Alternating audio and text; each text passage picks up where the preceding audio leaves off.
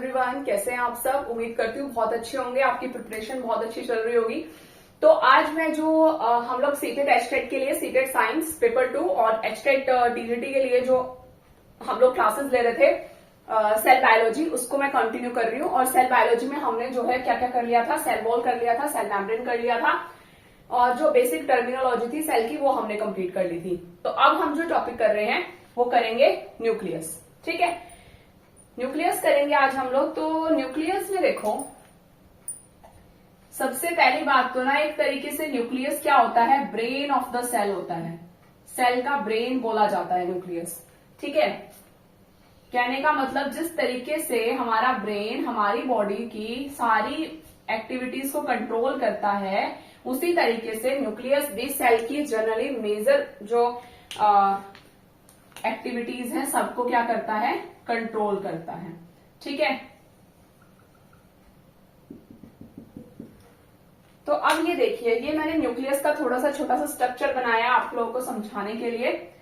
इसको बोलते हैं outer nuclear membrane, outer nuclear membrane. और ये अंदर वाली क्या हो जाएगी, इनर न्यूक्लियर मैम्ब्रेन। बीच में जो ये है इनको बोलते हैं न्यूक्लियर पोर्स, और ये जो दोनों मेम्ब्रेन है इनको बोलते हैं न्यूक्लियर एनवेलप, न्यूक्लियर एनवेलप। ठीक है, यहां पर ये है आपका न्यूक्लियोलस, ये है न्यूक्लियोप्लाज्म, और ये है आपके क्रोमेटीन बॉडीज, क्रोमेटीन मटेरियल। ठीक है, तो ये आपका हो गया फिगर न्यूक्लियस।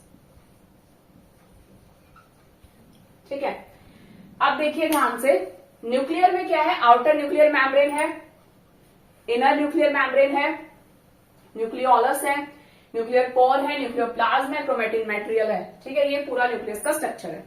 न्यूक्लियस को मैंने आपको बताया ये ब्रेन ऑफ सेल होता है। एक तरीके से सेल की बेसिक जितनी भी एक्टिविटीज है सबको न्यूक्लियस कंट्रोल करता है। ठीक है, आउटर न्यूक्लियर मैम्ब्रेन और इनर न्यूक्लियर मैम्ब्रेन एक तरीके से इसको जो है, आउटर न्यूक्लियर मैम्ब्रेन मेनली मैं बोलूंगी, इसको जो है आउटर एनवायरमेंट से क्या करते हैं, अलग करते हैं। सेल, ये पूरा सेल होगा एक, और इस सेल के जो साइटोप्लाज्म है या आउटर एनवायरमेंट है, और ये न्यूक्लियस का जो अपना एनवायरमेंट है, इससे जो है इसका जो न्यूक्लियर एनवेलप है इसको क्या करता है, अलग करता है। ठीक है, ये न्यूक्लियर एनवेलप का सबसे मेजर फंक्शन हो गया।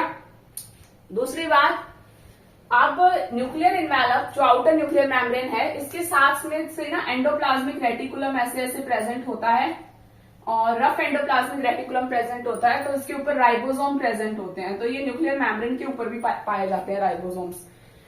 राइबोसोम में आगे बताऊंगी आपको, प्रोटीन सिंथेसिस करते हैं। राइबोसोम का मेन फंक्शन क्या होता है, ये प्रोटीन सिंथेसिस में हेल्प करते हैं। Outer nuclear membrane, inner nuclear membrane, अब है न्यूक्लियर पोर्स। देखो, ये सब्सटेंस का एक्सचेंज भी करवाती हैं, जो मैम्ब्रेन्स हैं ये सब्सटेंस का एक्सचेंज भी कराती है साइटोप्लाज्म और न्यूक्लियस के बीच में। ठीक है, जो सब्सटेंस आना चाहिए, कौन सा नहीं आना चाहिए, किस सब्सटेंस की नीड है, कौन सा बाहर निकलना चाहिए, मतलब जो भी एक्सचेंज है मटेरियल का चूज करके वो करवाती है।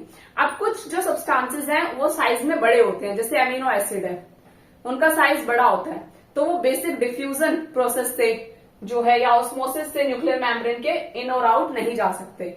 इसीलिए उनके लिए बीच बीच में न्यूक्लियर मैम्ब्रेन के साइड यहाँ पर स्पेस प्रेजेंट होता है, जिसको न्यूक्लियर पोर्स बोलते हैं। और ये न्यूक्लियर पोर्स का भी काम यही होता है, एक्सचेंजिंग ऑफ मटेरियल का। सिर्फ उनका, जिनका क्या होता है, साइज बड़ा है, जो डिफ्यूजन या बाकी प्रोसेसेस से जो है न्यूक्लियर मैम्ब्रेन के आर पार नहीं जा पाएंगे, उनको जो है कौन एक्सचेंज करवाता है, न्यूक्लियर पोर्स के थ्रू क्या होते हैं, वो एक्सचेंज होते हैं। ठीक है, अब आता है न्यूक्लियोलस। न्यूक्लियोलस जैसे कि सेल में न्यूक्लियस है, ऐसे ही न्यूक्लियस में न्यूक्लियोलस है। ठीक है, अब न्यूक्लियोलस क्या करता है, प्रोटीन सिंथेसिस का काम करता है ये।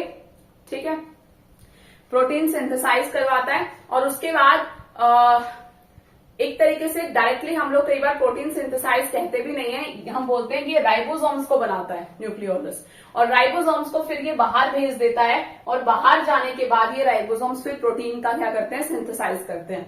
और कई बार जो एक्स्ट्रा मटेरियल होता है वो वापस भी आ जाता है न्यूक्लियोलस में, स्टोर भी हो जाता है कुछ टाइम के लिए, प्रोटीन्स वगैरह के केस में। ठीक है। उसके बाद है क्रोमेटिन मटेरियल्स। क्रोमेटिन मटेरियल्स क्या होते हैं आपको पता है, क्रोमोसोम्स हैं। ये तो जेनेटिक मटेरियल है एक तरीके से, जो क्या करता है एक जनरेशन से दूसरी जनरेशन में क्या करते हैं, कैरेक्टर्स को कैरी करते हैं from one generation to another generation with और किस पे, थ्रू जीन्स जो है उनके थ्रू जो है क्या करते हैं, कैरेक्टर्स को कैरी करते हैं।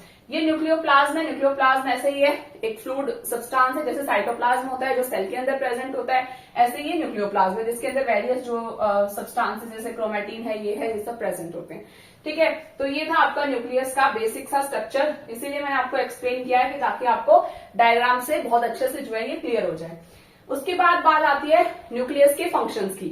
देखो, न्यूक्लियस का मेन फंक्शन क्या होता है, क्रोमेटिन मटेरियल इसमें प्रेजेंट है, तो इसका मतलब ये जेनेटिक मटेरियल है न्यूक्लियस, इसके अंदर जेनेटिक मटेरियल प्रेजेंट होता है। और जेनेटिक मटेरियल का काम क्या होता है, वो पेरेंट्स से ऑफस्प्रिंग में जाता है और क्या करता है, कैरेक्टर्स को ट्रांसफर करता है, कैरेक्टर्स को कैरी करता है फ्रॉम पेरेंट्स से नेक्स्ट जनरेशन।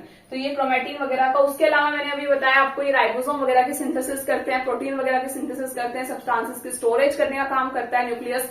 ठीक है, in and out through nuclear membrane substances जो है वो आते जाते भी रहते हैं। ठीक है, तो ये जो है इसके क्या है, फंक्शंस है किसके, न्यूक्लियस के।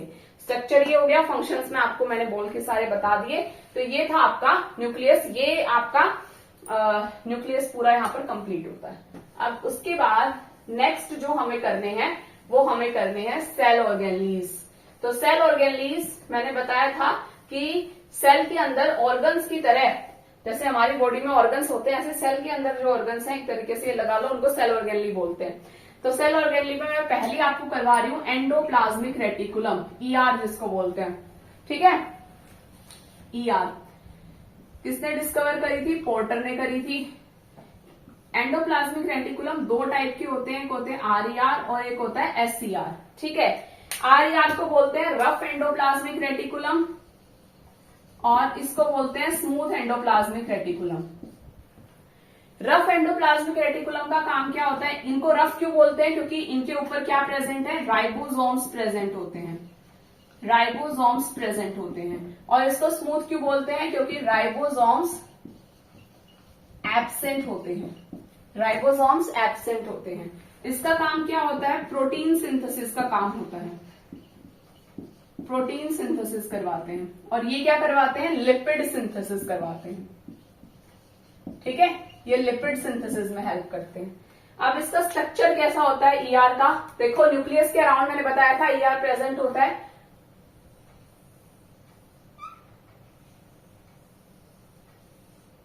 ठीक है, ऐसे नेटवर्क लाइक स्ट्रक्चर इनका प्रेजेंट होता है, नेटवर्क लाइक स्ट्रक्चर ये बनाते हैं। ऐसा पूछा गया था कि कौन सी ऑर्गेनली नेटवर्क लाइक स्ट्रक्चर बनाती है, तो ईआर बनाते हैं।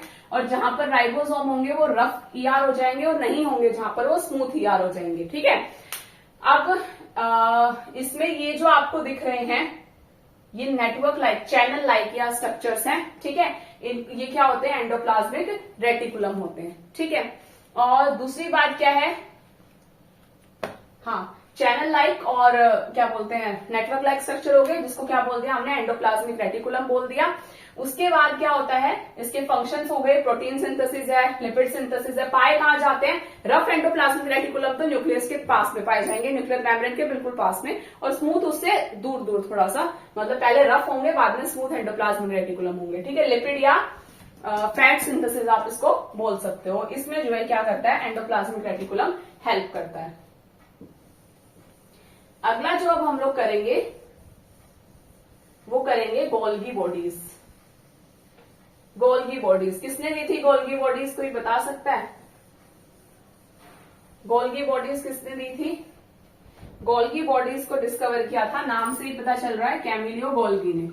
किसने डिस्कवर किया था, गोल्गी बॉडीज को डिस्कवर किया था कैमिलियो गोल्गी ने। ठीक है, कैमिलियो गोल्गी ने जो है गोल्गी बॉडीज को डिस्कवर किया था। हो सकता है कैमिलियो की स्पेलिंग गलत हो 1%, पर आप फिर भी लगा लेना अंदाजा। ठीक है, तो कैमिलियो गोल्गी ने जो है गोल्गी बॉडीज को डिस्कवर किया था। अब गोल्गी बॉडीज का स्ट्रक्चर कैसा होता है, ऐसा सा स्ट्रक्चर होता है गोल्गी बॉडीज का, आपको दिख रहा होगा आई थिंक। ठीक है,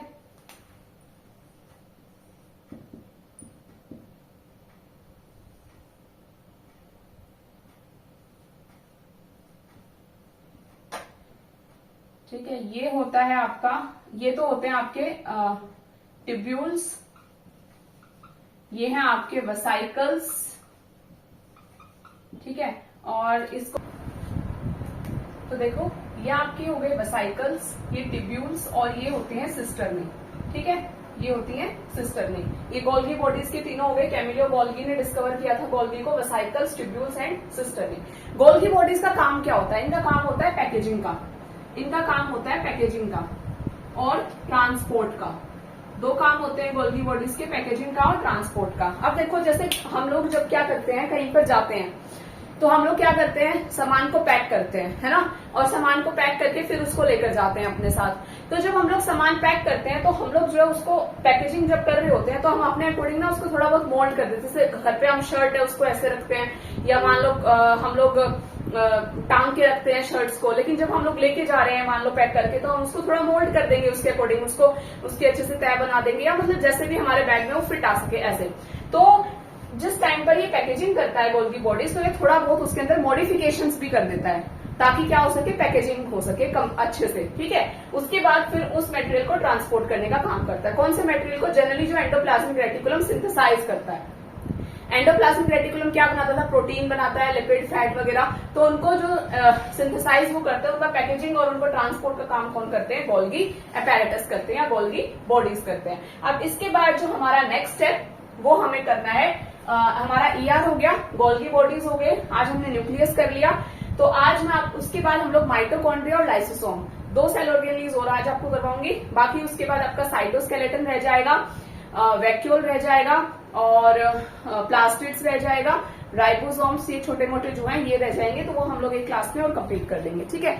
तो यहाँ देखिए अब